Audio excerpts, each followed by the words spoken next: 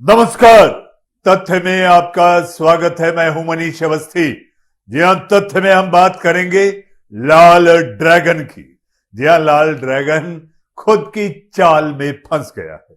जब भी दुनिया में किसी देश को कर्ज देने की बात आती है तो वैश्विक स्तर पर जी हां, आईएमएफ या वर्ल्ड बैंक या फिर एशियाई विकास बैंक जैसी आर्थिक संस्थाओं का नाम सबसे पहले आता है। लेकिन कई बड़े देश भी दूसरे देशों को कर्ज देते हैं। इनमें सबसे ज्यादा चर्चा पिछले एक दो दशकों से चीन की हो रही है।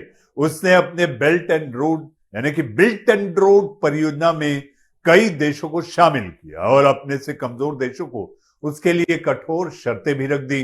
अब उन्हीं देशों के लिए वह बेल आउट पैकेज भी जारी कर रहा है, तो किसी देश को कर्जा लौटाने की मियाद भी बढ़ा रहा है। लेकिन पिछले कुछ समय से एक सवाल बार बार पैदा हो रहा है कि कहीं चीन अपने ही बनाए जाल में तो नहीं फंस गया। क्या कर्ज जाल में फंसने का यानी कि फांसने का उपकरण तो नहीं चीन की बिल्ट एंड रोड इनिशिएटिव परियोजना कई तरह के विवादों में घिरी हुई है। इस पर घोटाले भ्रष्टाचार के आरोप भी लगे हैं। कई विशेषज्ञ मानते हैं कि यह केवल चीन का कमजोर देशों को अपने कर्ज जाल में फांसने का उपकरण भर है, जिसमें कर्जों की शर्तें पूरी कर पाना लगभग असंभव है। एक नए अध्ययन में भी इस बात की पुष्टि की गई है कि इस कार्यक्रम में शामिल देशों को कर्ज बहुत ज्यादा हो गया।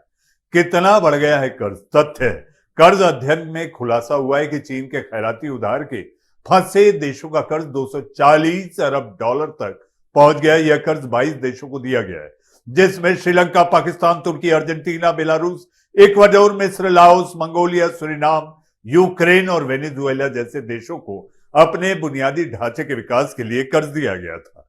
कितना दिया गया था कर्ज? यह तथ्य है। As data World Bank, Harvard Kennedy School और Kiel institute of world economy के शोधकर्ताओं के इस अध्ययन में यह रेखांकित किया गया है कि बेल्ट एंड रोड इनिशिएटिव कार्यक्रम की एक बड़ी मुसीबत बन गया।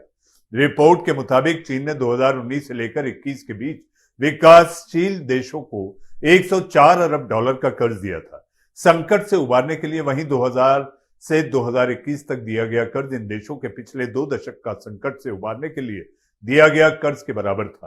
पिछले 2 दशकों में इन 22 देशों के लिए चीन ने 128 अरब संकट से उबरने के लिए कार्यक्रम चलाए थे, जिनकी कुल कीमत अब 240 अरब डॉलर है। चीन ने तुर्की से लेकर श्रीलंका तक इन देशों को आपातकालीन कर्ज दिए, जिनका या तो भू रणनीतिक महत्व था या फिर उनके पास बहुत सारे प्राकृतिक संसाधन थे।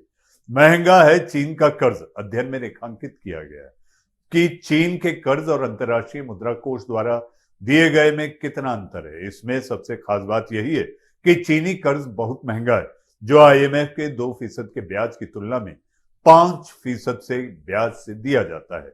कर्ज देने के मामले में चीन एक तरह से आखिरी विकल्प के तौर पर बहुत प्रभावशाली तरीके से उभरा है। जी हां, विस्तारवादी चीन ये पहले तो खाका खींचता है, फिर जाल में फंसाता है। तथ्य में आज के लिए फिलहाल इतना ही। नमस्कार।